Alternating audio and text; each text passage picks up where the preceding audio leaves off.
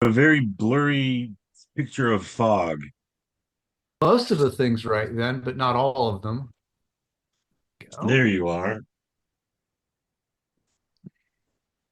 And Kevin will be joining us. There was someone here at 9 who bailed at 9:01 when no one else was here. So that we lost one, but we should have at least five or six more people based on the number of registrations. Oh, but Um, I guess I can make introductions. Eric George, right? You We both were at worked A&L at together the same time. decades ago. Yes. yeah, ages ago. Yeah. Eric went on to be king of all things web at Charles Schwab when they became an online trading platform. Yeah, right on. Is that a fair, a quick summary, Eric, or do you have a better one? Yeah, sort of. It works. Okay. I wouldn't call myself king of anything. No, king is a good one. All Unless I'm right, the one-eyed president. king in the land of the blind. Yeah. And then Bruce is someone that I've known for, I don't know, 15 or 20 years, Bruce, Yeah, I think it's been about 20 years. who I first knew you from list rentals, right? I was involved in direct marketing, including list rentals, and the Yep. firm I was with evolved into being a multi-channel marketing um, consultancy, doing customer acquisition using all things digital and direct marketing where applicable. Yep.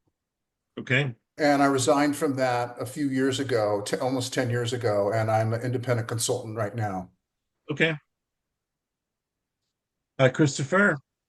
Um, so George, we talked about this week being, or this month's meeting being about AI and advertising. It's kind of broad. Do you have more specific topics, or I have a couple things we can talk about too? Why, Would why be, don't you go ahead and kick it off and I can provide color commentary as I needed. gotta wait for Kevin for the Wu-Tang Clan video, but I will. I figured out how to make it work this month. Um, have I don't know if any of you followed Jason, not Jason, sorry, he's the Wu-Tang video. Rob Baggett on LinkedIn. Rob is an award-winning creative, worked at all the best shops in San Francisco, and it has become one of the probably more prevalent advertising AI writers on LinkedIn. And uh, he's a copywriter, I believe, by training and a creative director. And hmm he, in addition to his AI work, um, I feel like somebody left. I guess not. It's when you talk. Sorry, my view keeps shifting, and it's throwing me off. I'm used to it now. Okay. Um, and what Rob announced about 2 weeks ago was that they were no longer going to charge for strategy or creative. They are only going to charge for production, and they're going to what they call a production-based model, um, which our partner Kevin, who will be joining us shortly, calls the ultimate race to the bottom. I made a comparison to George that I was going to start a restaurant where we rent out the tables and all the food and service is free. So, what do you guys think of that? My first Is thought, it an Michael, was inevitability that we that go there? I mean, my first thought was that it kind of reminds me of like the early days when I was first coming out of school in the early 90s when ad agencies charged only on media buy markup and they didn't have clients scrutinizing billable hours from creatives. Yeah. And in my mind, there was a lot more interesting creative back then. Now, whether it was more effective creative or not, I think that the jury could still be out on that, Yeah. even after decades of billing by the hour for creative work model. So I think that it's an interesting door to open, and I don't necessarily feel like it's a race to the bottom if it results in better creative that's more effective. If all it results in is better creative that gets has more account managers standing up taking credit for creative work at award ceremonies, then yeah, it is a race to the bottom. But there's also the question of what constitutes production and how do you determine what your production billing hours are. And You'd do it as a project. You wouldn't probably do it as an hourly. So you would just take on a project. I mean, you may mark up some of your third party costs, but I think the model would be, we'll do this for $5,000 or whatever that would be. And my concern is that um, just like privatizing a business that the government runs, as soon as you privatize it, everyone wants to try to make it more efficient. And you want to cut costs. And when you say you're charging for production and giving away creative, you're not inspired to hire the greatest creative minds, or pay the creatives that you do have the greatest rates, would be my concern. Kevin's here now. So, Kevin, we were just talking, we had just started talking about the Rob Baggett production only fees. Yeah. Sorry, I'm not on camera. One sec. Let me turn my camera There you on go. there. Gotcha. Yeah. I mean, it was quite a surprise to see that coming. And I think I texted you right away and said, Yes. I can't believe this. Especially from someone of that I caliber. You yeah. know, it's not someone struggling to break in, it's someone who's doing something utterly different. at the You same know, I time, struck. Michael, would you say that during the years when we were just charging on media markup, we were hiring the cheapest creative possible? No, we were billing for creative then too. I didn't exist in a time, I don't think, when creative was free and you only paid for media. By the time I started, media was already starting to get cut from 15 to 12%. That was right around the Microsoft time, I think, maybe a little bit before that media commissions started coming down. Kevin, go ahead.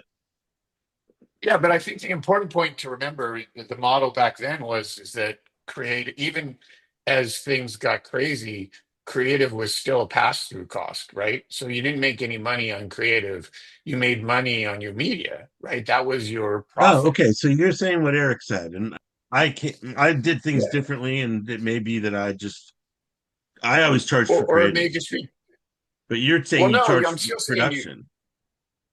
No, I'm saying that you charge for creative, but creative, you're in charge. I'm talking about profit. Sorry, I switched to profit. If you think of it, so creative is a pass through cost. I charge my client for it. I don't make any money off of it, right? No, So that's I charge you. utterly different than my experience. You would, well, I mean, I think as time went on, that's what you did. Is you Okay. basically so you, there wasn't a cost to you for creative because your client was paying that cost, right? And you were making money off of the media. That was where your profit center was, right? Because you were Yep. making that 12%. I think the challenge, if you take that and say, well, okay, so we'll just give the creative for free, that's a cost, right? There is a cost there that you are then, unless I guess he's in a situation where he has, I mean, there's lots of ways to skin it, but maybe he's a group of he has four people, right? That's his agency, and Yeah. they're all creative Yeah. people, and so there's no cost to that, right? Because they're the creative There's no people, they're the production salaries. people, they're the yeah. Well, or there is a salary, but there's no other salaries that you have to pay Hey, for, right? Maxine. Like if you think Go ahead. Sorry, so, I Kevin. think Yeah, no. So I think the challenge is when you start to give something, and this is why I think of it as the Yep. race to the bottom. When you give something away for free, right? You then are, that's a cost to someone, and you are taking on that cost. Now, I assume that he thinks he can mark up the production enough to cover that cost, or at least break even. And that would be, I guess, the scenario is I can charge enough for my production that I break even across the board, and I can still pay my people, and we still have work, and it's a theoretical not for profit, right? Because you're just completely breaking even. But in your race for, go ahead, Eric. I don't want to keep jumping in. I'll let Eric say something or anybody else. Open the floor. No, I think Kevin, you've got a point there. You've got to make money somewhere, right? Otherwise, why are you in business? And Yep. yeah, I mean, we don't, I don't know his model. I don't know. We know It's it, like, I don't know who he's got on board. I don't know what he's currently charging for production. I don't know how he defines production. But yeah, I mean, That's something we should ask him. At some point, you've got to cover the overhead of the quote free creative, because yeah, I mean, you're not going to draw good creative talent Right. by paying the least possible for creative. But Exactly. going back to my early days, it felt like we were drawing really good creative talent into agencies like Riney and the Chicago agencies I worked for and things like that. And somehow the model worked before media budgets started getting cut. When media budgets started getting cut, and then agencies went to more of a retainer for the entire team base, or even to hourly for creative base, I feel like the creative really started to suffer when somebody had to justify the number of hours they spent on a concept. I think that yes, it could be a race to the bottom if it's just nickel and diming to get the cheapest creative you can within your production markup. But if you build it in a way that production has an intrinsic value that warrants the markup and the good creative comes along with it, your agency is going to shine, because you're going to draw those good creatives to you, because you're not going to nickel and dime them. But so it could fall flat on its face. It's likely to fall flat on its face for a lot of agencies out there. But there's a reason why the really well-known agencies were really well-known. And it wasn't because they were charging a markup on their creative and scrutinizing how many hours somebody spent writing a copy deck or coming up with a set of designs that fit into a concept. I totally agree with you. I think the hard part for me is that when you do something that like he did, because I totally agree with what you're saying, Eric, but I think when you make this large announcement, it continues the race to the bottom, because now if I have a client who knows Rob Baggett, they're going to come to me and say, he's giving it away for free. Yeah. Why don't you give it away for free? And as we said, it's like everyone's model is a little different. And maybe my model is I bill for creative, but I pass through production, right? Or whatever. Like, go ahead, Maxine. Are you guys talking about that post? Yep. Yes. That Okay, I was post. like, I think you're referring to that post. Was it Rob Baggett that Yes. put that post out? I only read a little bit of it because I was like, he must be joking. Was he joking? Did it I worked come with out him on April actually. 1st? Oh, was it on April 1st? Oh Was he I man. don't think. No, Well, was if he, so, Did we we was just he, get was, wasted punked? 20 minutes. was he joking? Was it on April? I don't worked know. with him, so I was like, maybe he's joking. I'm not even reading all of this. I usually get halfway down Yeah. a lot of the posts because there's so much like satire or like just kidding or just like I don't even like I'm so gullible that I read half of things and I'm like, oh my God, you're such an idiot, Maxine. They're kidding, they're joking. Like, especially because you creative guys are so creative that you're trying to be funny or you are funny, and I just don't get half of the jokes. So I really thought he was joking. And I didn't read all of it, by the way. So Has anyone found the post? Do we know if it was April 1st? So it says it was a week ago. He has it in his header. Um, Yeah, that a week ago would he's have been giving like it the away. 7th or the yeah, 9th. I think it was a week ago. I don't think it was I April think you're right 1st. too. I think it was last week. It didn't come across to me. There was no winking that I saw in the post at all. Isn't Rob a creative guy or is he more of an Yeah. account dude? I can't No, remember. He is a he's a copywriter. I know him as well. Yeah, I feel like I could be wrong, but maybe I'm mixing up where I worked, but I think I worked with him at 11. Wasn't I with him at 11? He has a brother too. No, it was George, Rob. it It was was Rob. definitely Rob. Okay. It was Rob. I feel like he was He may have wasn't he been at at 11 11. with He worked at Courtney? that caliber of agency. Yeah, I think he was at 11. Well, I was at 11 with him, Yeah. not he was at 11 with me. With Courtney. Euchert. Yeah. Um, He was group creative director at 11 Inc. yeah, so Yeah. that's how I know him. I wouldn't say he knows me. Well, at the risk of continuing to talk about something that we're not completely certain it's true, I wanted to no, also I'm not point saying out. it. I'm I not. know. I know. Okay. I'm not sure now. So you raised a great question. No, I don't He know. has it in his header All right. of his LinkedIn Free profile. creative. So yes, no, it does. It says that. Oh my God. So I kind of think it's real, but I mean, obviously it's April, so it's hard to know. But Well, it is if it it is is the real, headline of his. if it Go is ahead. real and you're trying to mark up production, you're also in this sand castle where the sand is just evaporating beneath your feet because production costs are falling. Yeah. It's not like anyone makes $500,000 commercials anymore. Everyone makes Well, and production effort $20,000 is commercials. decreasing exponentially every day. Yes. So if that's the case, then now not only are you not charging for creative, you have a markup on a tiny production budget. Unless you're going to start Although, convincing people that you have like a Hollywood studio model, in which case your production costs are merit being some huge cost.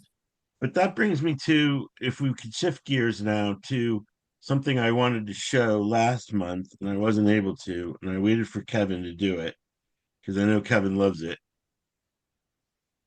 oh yeah,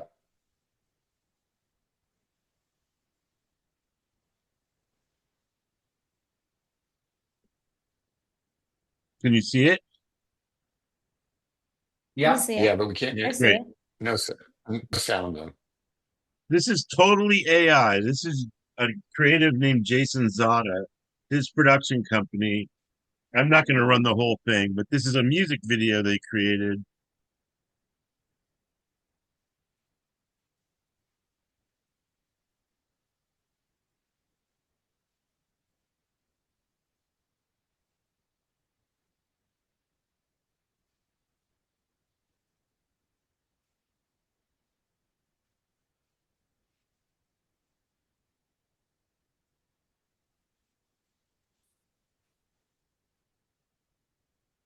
All right. So that's probably enough to give everyone the flavor, as they say.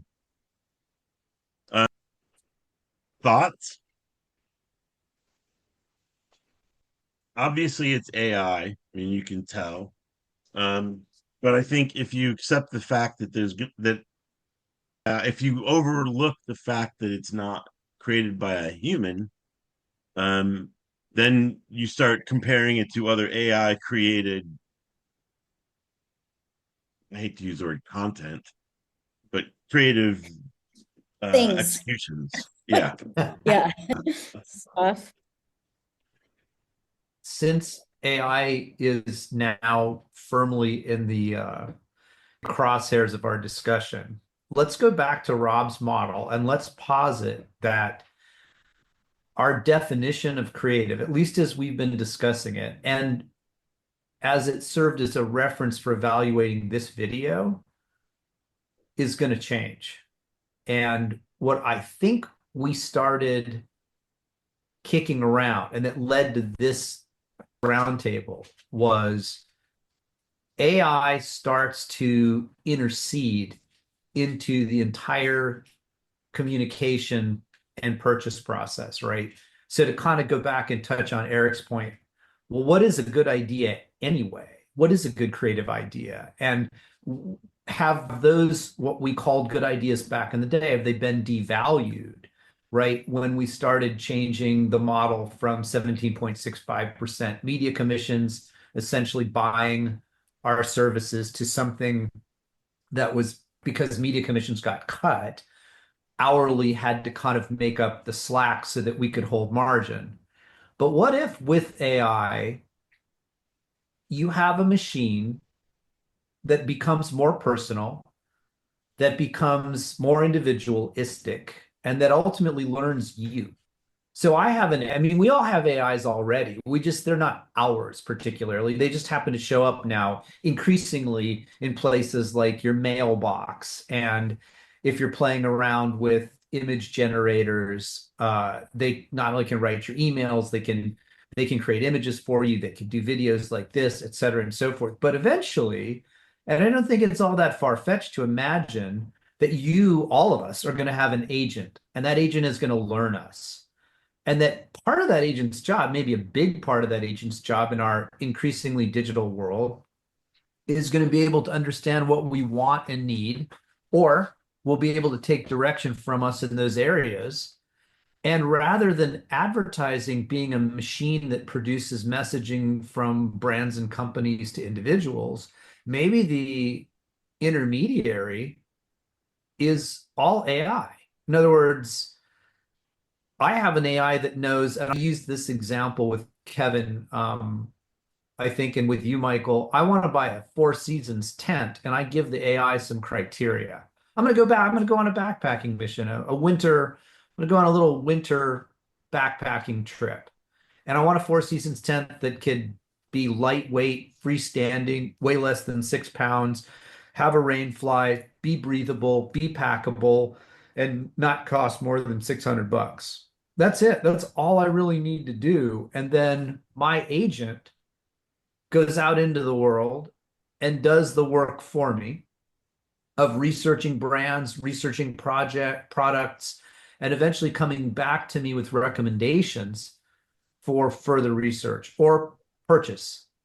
So maybe advertising as we know it changes radically, and AI doesn't just create ads. Maybe advertising creates an entire exchange system between the advertiser and the consumer that's mediated by artificial intelligence. I don't even need to see an ad again.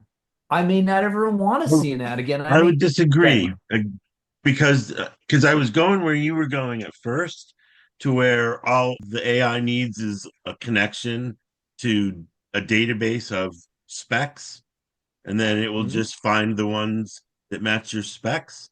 But the point you made about it's going to come back with recommendations, that's where I think branding comes in. Because if you recommended a North Face tent versus a Chao Zhu tent, you're going to buy the North Face tent if it's not tons more expensive. You'll pay a premium because of the brand. But the speeds and feeds and the tech stuff, that can all go away. No, that'll all be, to your point, all be handled by the AI. But how do you make the emotion driven decision of which one of these is most me? I think is going to mean that you need brand. Or agree with you. Absolutely. Okay. You're going to need something. Yep. right? You're going to need something Yep. that gives you credibility and permission to believe that the claims, the facts, the figures, the Yes. speeds, the Yep. feeds, you need something that gives you the confidence that those things are true, right? I would argue that was in the olden days brand and in today's world is largely experiential through the proxy of social media influencers. Because I don't believe brands. I mean, I Yeah. do, but let's say the majority of people don't necessarily believe in the brand to the same degree that if Kevin says to me, "Hey, George, this is the tent you want." And I trust Kevin because he knows his shit. No amount of advertising is probably going to have as much sway as Yeah. Kevin saying, "Yeah, I took it to the top of Mount Hood and then off to Kilimanjaro, and then it's, four other extreme places in Alaska, and this is the tent you want to buy." Okay, take my money. I'm going to listen Yep. to Kevin. And I think what's happened with brand, which I'm a huge advocate for, is social media has displaced it and replaced it with quote unquote influencers. And that's part of going back to what Eric said. I think that's part of the downfall of the classical era of advertising, where I bet every single person on this call has at one point or another torn an ad out of a magazine and pinned it up somewhere because it Yeah. spoke to them. You shouldn't be And in I the think business those if you days don't do are, that. I think those days have long since. When's the last time you did that? When's the last Yeah. time you actually read A a magazine. magazine? What is Yeah, that? what's a Yeah. magazine? So if those I things know only high came out, capacity magazines are illegal. yeah. So if those things only came out once a month, right? Yep. Then every ad in them, right? You paid a premium for placement in a glossy four-color magazine. You paid a premium for where you were. Like, did I get the center spread? Am I close to the beginning? Am I close to the end? You paid to get your ad in front of people, and you had to have something that stuck to the roof of their mind. And that's where I think all the hours went, as opposed to today's world, where I have a math problem that I'm solving with analytics and KPIs. And it doesn't matter how well something performs individually, because I don't look at that. I look at it this way people read the stock market, which is, in aggregate, are you moving to the right and up? And as long as I can see the trend, I don't care. And so the value, I think today's Super Bowl is a pretty good indication of the lack of Yeah. interesting ideas, good ideas. And you've watched that decline. And I know it's qualitative, and so it's easy to argue against. But I think the quality of the ads, the quality of the thinking, not the production, but the quality of thinking has gone even straighter to shit than it has a decade. It's like it's clearly not going up. It's going down and to the right. And we're But done. don't you Like think though, that world's done. don't you think though, to a certain degree, uh, it it's a chicken and egg situation, right? I Mhm. mean, it, it, and what I mean by that is that I think as brands mean less, as social has taken over our world, there's less need for branding and more need for influence, right? And so, as agencies, I mean, I talked to an old account person I worked with a couple of days or a month ago, and she now works at an influencer agency. That's what she does, right? Mhm. And she consults with clients and recommends, have this project, you're launching this or whatever. Here are your 10 influencers that you should hire. And so I think there's that social has Makes my flesh finally crawl. infiltrated. Well, but I think though that I think it's also, I hate to say this, and I'm going to say it about myself and not everyone else on the call because I know you guys are all youngins, but I think that we're all old people here, or I'm an old person, and that we knew a world that was different. And I look at my son, or I look at George's children, and I look at I work part time at REI, so I see the kids, and I know that they don't have that experience of a brand in the way that I did, right? And I think that they look to, when they go to purchase, they don't do the things that we do, or I did, or do. They do something different, right? Um, they go on YouTube and they consume a bunch of YouTube videos, right? And make that justification. So I think that it's a little chicken and egg, where it's kind of one of those things where as these shifts, these monumental shifts have happened, and I think of social as I think of internet, social, and now I think AI is another monumental shift that's happening. I think that or I'm still stuck in that old world, trying desperately to come to the new world, right? Um, I think the interesting part for me, but though, to try and get it back to where George was saying, I totally agree with George in terms of the agents, right? And the agents, and I think that what's going to happen is the agents will look at influence as well, influencers in a way, and that content will still be important. But I'm most curious about the time between, and this happened in the internet, it happened in social. Like, it takes humans a while to get to agent world, right?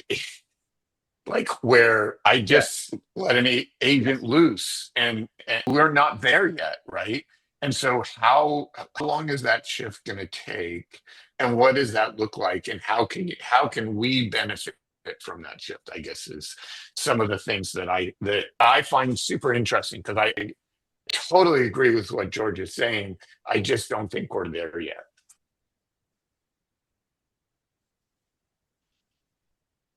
I think this is where most AI people would jump in and say, "We'll get there quicker than you think." I don't know that they're correct, but Sam Altman would say it's around the corner. Yeah, right around the corner. But I Well, think that's what, the problem. Oh, go ahead. Go, George. Go. go ahead, Woody. I think that doesn't account for the human side of it, though. That's what I always think about. Think about like the data transformation that, I'm sure we've all worked on companies that were data transformers, right? Like, and yet in business, I don't think we are fully there yet, right? Because we're humans. There are companies who are still have 4 databases, and they're using Excel to kind of integrate those databases. And that's because we're humans, right? And there's these huge kind of corporations that move really slowly, and it's hard to get them to kind of streamline it. I think, there's the human element, and it's like there's us who want to go back, or me who wants to go back to the old world and tries to resist the new world. So, sorry. Do you That's guys remember, on that line of thinking, do you guys remember that there was a big brouhaha over, I want to say it was Target, but it might have been Walgreens, that had an algorithm that was sufficiently well tuned that it could forecast when somebody was pregnant based on their Oh yeah, purchase pattern? yep. Yes, And I've heard of yeah, it was scary, right? Like, some father found out his daughter was pregnant because she started being served ads for pregnancy stuff. Because that's how good the algorithm was. And that, I want to say, that was like at least a decade ago. And fast forward Yes, to today, algorithms. algorithm, and Zuckerberg being like Zuckerberg's whistleblower, and I can't remember the woman's name, testifying in front of the Senate, was saying that Zuckerberg's algorithms are tuned in such a way that if a teenage girl is experiencing self-confidence issues, they're feeding that data to advertisers, and those advertisers are targeting her with weight loss and other. I don't know. I'm not trying to judge it. I'm just trying to explain how the machinery works, to make the point that part of what AI is doing, regardless of whether it takes the form of your own personal agent or not, what's already there is a predictive engine that can tell what you're gonna do.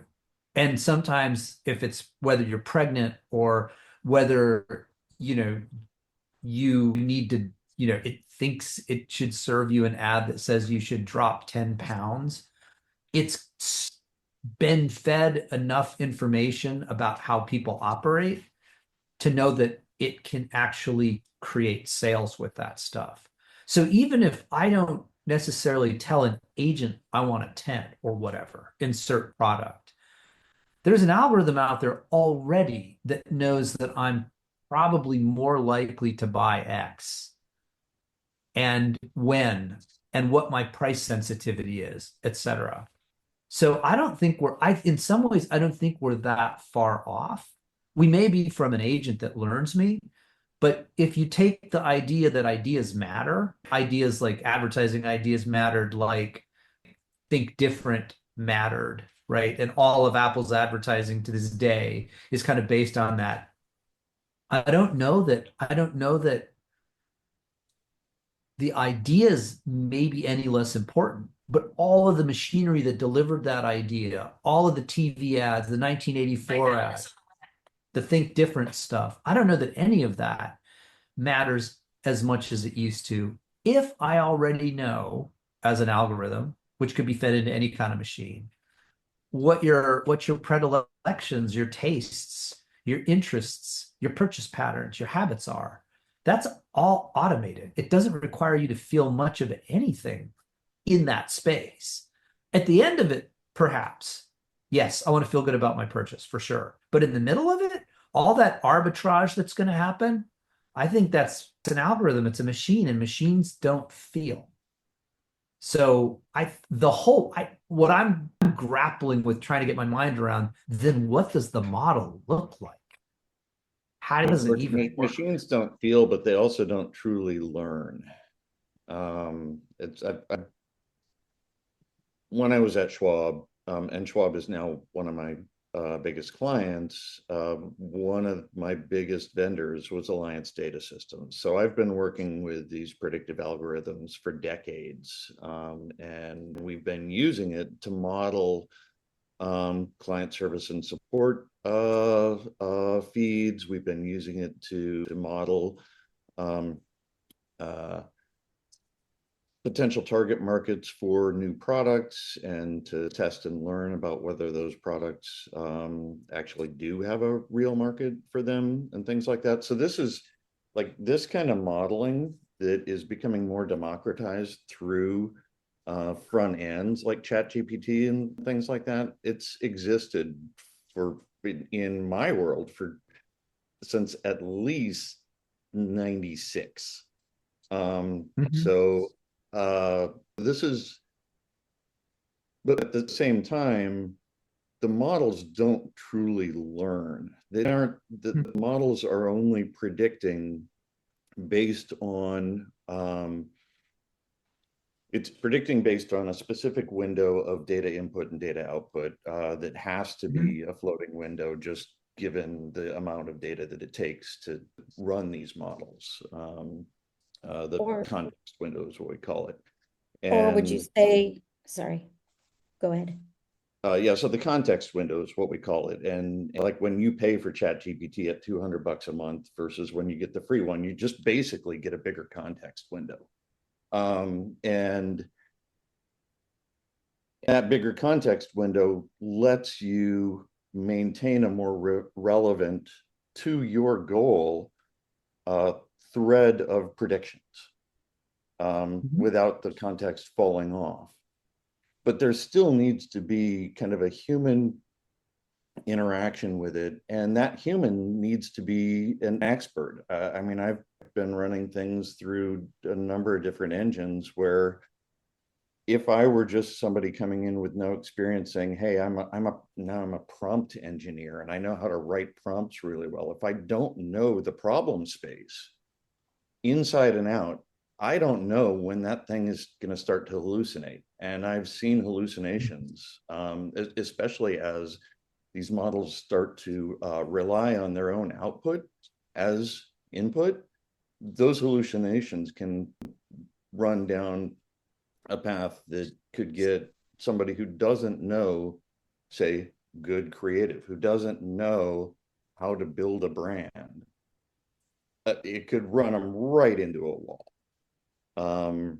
And so like when I look at the video there, it's like that video was made using AI, but it was made by somebody who's not just the singer, who's not just a prompt engineer who said, make me a video about this song. It was made by somebody who knows how good lighting works, how good audio works, how good transitions work. So there's still going to be a need for good creative talent to run these engines in the same way that when we moved from wax roll-ups to Photoshop and Illustrator, we needed somebody who really knew how to make camera ready art with digital tools camera ready. And yes, it's a billion times exponentially more advanced than that, but it's really kind of the same thing. These are just more tools to help good creatives be good,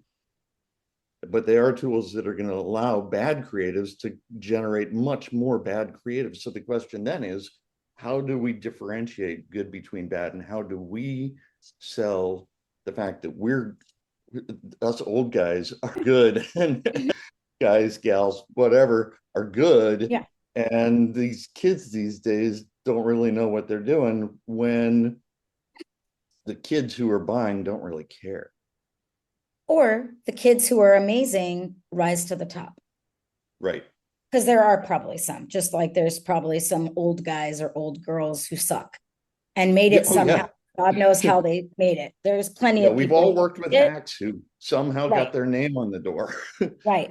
So I was just going to share that I totally 1000% agree with you, Eric.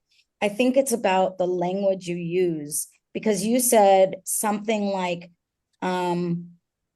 these engines or AI or what have you don't know how to learn. I think you said that. I think you used the word learn. Yeah. They don't know how to learn. And if you don't give the context behind it, many people I know would say, nope, he's totally wrong. But if you don't have the human input behind it, it can't learn. It can't even predict. Someone needs to feed that engine or the AI, whatever it is, information in order for it to output something. There needs to be that human element. And you're right, that human element needs to know something of something. So I have a colleague who many of you may know, who thinks that you can literally prompt ChatGPT or any of these, whatever, AI sources LLMs, to yeah. LLMs to build a media plan. I'm a media person. I'm not a creative girl. I'm a media girl. And that is just not true. So I've tried to, I had a proposal that I was a new business pitch. And I was like, I'm going to see if he's right or if he's full of it. And I'm a media person, so I know strategy, but I pretended that I had no clue what the strategy would be. And I just said, this is the new business pitch. Pretend like you don't know anything and you're trying to go in and win the new business pitch and put a media plan together. And it was not completely wrong. There's no way the media plan that was spit out would win that new business pitch. No way. It got 20% of the information, right? It was bare bones elementary. It's something my 22-year-old daughter could have figured out because she has a brain. So I totally disagree that, and I think it's similar to creative. It does something. It can do some heavy lifting, but for anyone to say that it's going to totally eliminate my human expertise or brain power or knowledge is just completely false. So this colleague of mine who thinks that it can build a media plan, you could just go to ChatGPT, it could do everything for you. It's just wrong. My problem with this is not that if you say it can do everything, you are 100% wrong. But if you say Right. it can do 60% of something this week and 65% next month, then I think you're getting closer to reality. Similar to you, had a deck I had to write for a client. And they asked how much I was going to charge, and they were surprised at how little I was going to charge. And in my mind, I was like, yeah, 80% of this I can just blast through ChatGPT. I'll have an But outline, yeah, and then I can. So it took me far less time in and it's reality than because it used to but take me. that's because you're putting in the human element Oh, I into agree the human element has ChatGPT. to be there, but the problem is, how do Right. you bill? No, If but everyone I knows think, you can knock this 60% of it out but so in then, 5 minutes. But not Michael, are they paying you for your intelligence? Or are they paying you for what you put on that piece of paper? I would say they're paying you for your intelligence, not just what you put in that pretty deck. So the actual leave behind should be, yeah, they shouldn't be paying for that. What they should be paying the bigger bucks for is you and your history and your knowledge and your expertise. That they should be paying a pretty high rate for. They shouldn't be getting Michael for $50 an hour or $100 an hour because he can put in ChatGPT. And why would you charge them a lot? Because 80% of it is done by AI.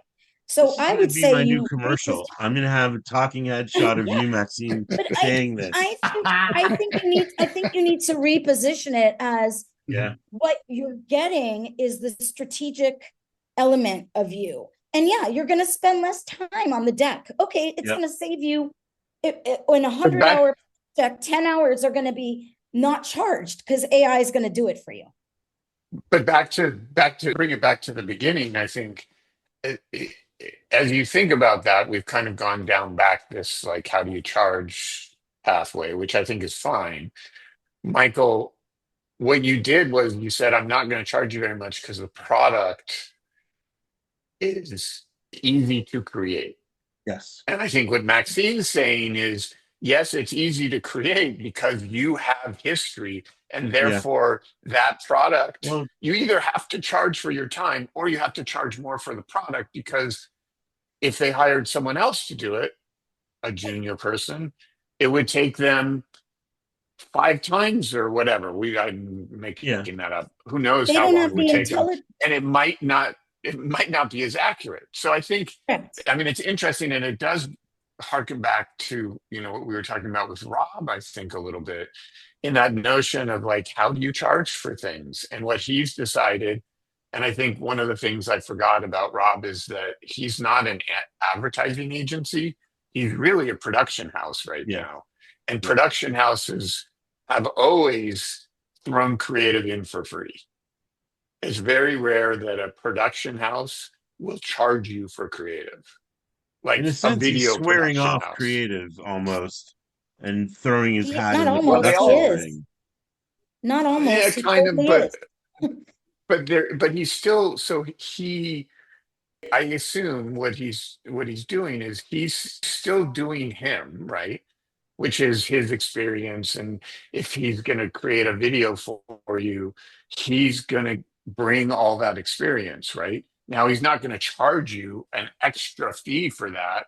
Hopefully, he's going to charge you what he's going to make sure that product encompasses that, right? Um, but I think that's important. I think we all, I mean, you look at the newspaper business, that's the great one that where they lost track. I mean, this is my favorite thing to talk about is like their product was not the paper. Just like your product, Michael, is not the deck that you're creating, it's the thought process. Newspapers were this amazing content engine. And if they had only like leaned into that instead of, oh, we create a paper, they would probably still be around because they are like, to me, it's like, what do you need now? Content, right? You need tons of it. And they were really great at doing that, but they just didn't, they lost sight. So I think for all of us, it's that it's thinking about in this age, as we have agents and AIs and all these things, is how do we charge for our experience? And how do we think about what we're delivering in a way that encompasses not only the actual product that you're giving to the client, but the experience that you're giving as well, right? I would say it goes beyond just how do we charge for it, but how do we sell the value of it?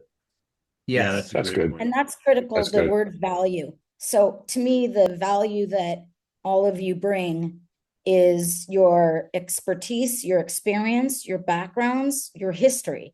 That to me, that value is worth way more than the piece of paper or the portfolio or the document, the PDF or whatever that you hand over. It's really being able to leverage working with you that is like, they're lucky to be able to work with you. And I would, not to tap myself on the back, but I know what I'm doing. And, You do. and I actually feel like the leave behind that I give someone is probably far less valuable than being able to work with me, because I don't even think my PowerPoint skills are that great.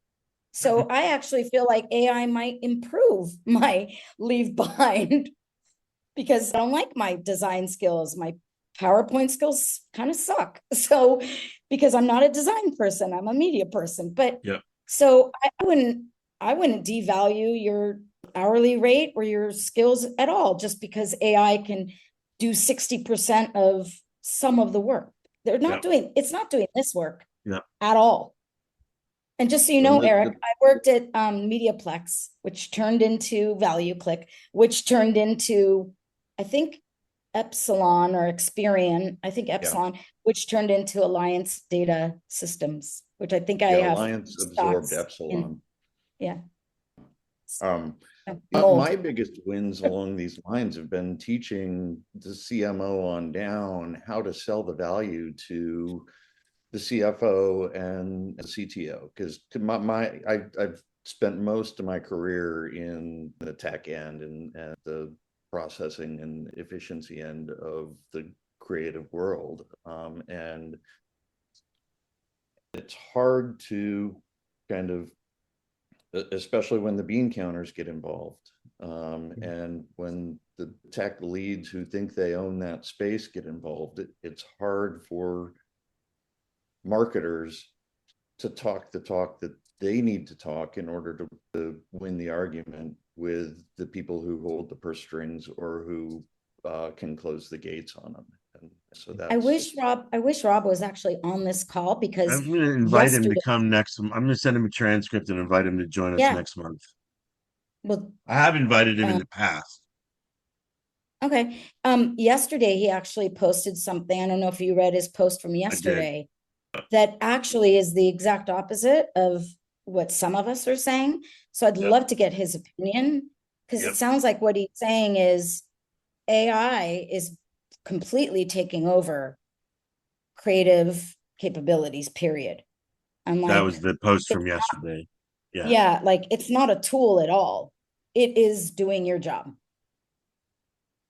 Well, That's how I one of read it. one of yeah, one of the again, dots I'll I say think- that's like saying that Illustrator and Photoshop were taking the jobs away from designers and layout artists. I didn't say I It's like agreed They with it. weren't. I didn't say I agreed with it. No, I'm- I don't think Eric is saying that you agreed with it. I think he's just Yeah, I'm that's just, a valid I'm point. sharing, Yeah. I'm sharing what he said, and Yeah. I'm not saying I No, necessarily yeah, I just- agree. But guys, it does. It absolutely does. And here's some examples. Quark Express eliminated an entire industry in typography and typesetting. There used to be type houses. There used to be people that manually printed out type, and then they would deliver it to you, just like what you said, Eric, about the wax roll. And there were Mhm. people in a studio that used X-Acto knives to cut that type out and do the letting and kerning to make camera ready art that the creative director approved to go into the magazine. They're gone. Typography is now an algorithm. I don't know anybody that does type by hand unless they're an artist. In the same way, let's fast forward to the movie that the Wu-Tang Clan video we just saw, right? Maxine, you're correct. You have to have a human.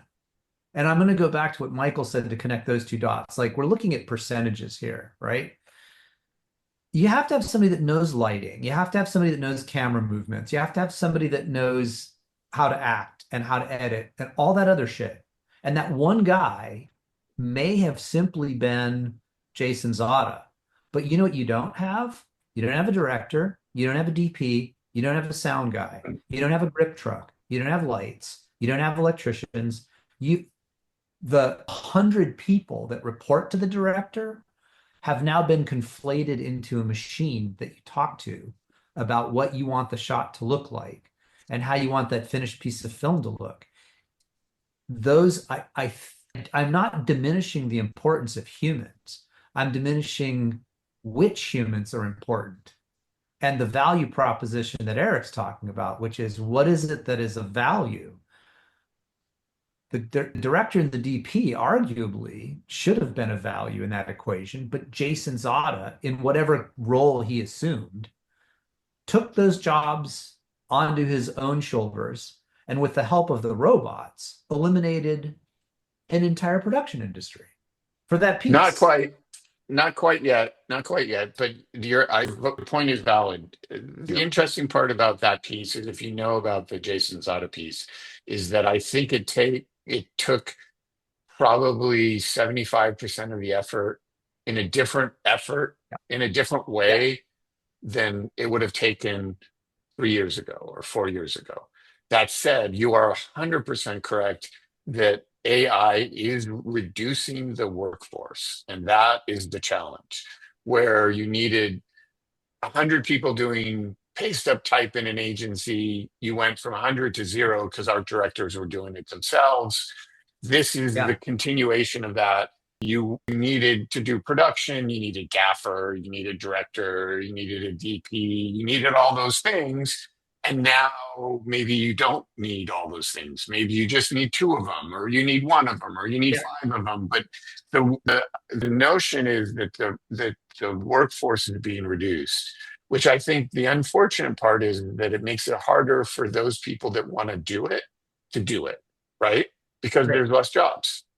And there's less ways of like walking your way into those jobs, right? I mean, I know George and I are creative people. I know not everyone here is creative, but the way we both started was as junior creative, doing junior creative things, right? And that's how we got to be senior creatives. And I think that world is gone where so if you're a kid with a great idea or a great perspective, or you somehow have a leg up on everyone, then you will succeed. But for those 10 people that don't have that, they're not going to succeed. And that is the challenge. I think that's where you're going. Sorry, I took that over, George. Well, I'm going No, to no, wrap I think up there unless you want to make a final comment, George. No, I think Okay. we're good. Well, there's 2 things I want to announce for next month's meeting. One, I'm going to try very hard to get Rob Baggett to show up. And that's part of, we're going to start trying to have guest speakers who can talk for 10 to 15 minutes about a specialty. The other thing is we're going to have a guest presentation from a company called Emotiva that does facial detection of reactions to ads, and can use AI to predict if your right eye twitches, that means you loved the ad. And they have MIT's approval on their algorithms that say that they are extremely verifiable. So it's going to be really interesting to hear them. I want to have them talk about what they're doing and whether this is a way that we can feed creative reactions into the algorithm, turn that reaction into data, and now you have another data point. Interesting. All right. That's Thanks, really everybody. This was interesting. great. Cool, Michael. We'll send out a transcript. Hope to see you Thanks, next everyone. month. Thanks, all y'all. Eric, good Bye, to see you everyone. again after many years. Sounds good. Yeah, good to see you too. See you, Bye, Bruce. all Thank y'all. you. See you, Maxine. See you, Bye. Eric. Thank you, Michael. Sure, Bruce. Thanks for coming. My Appreciate you. pleasure.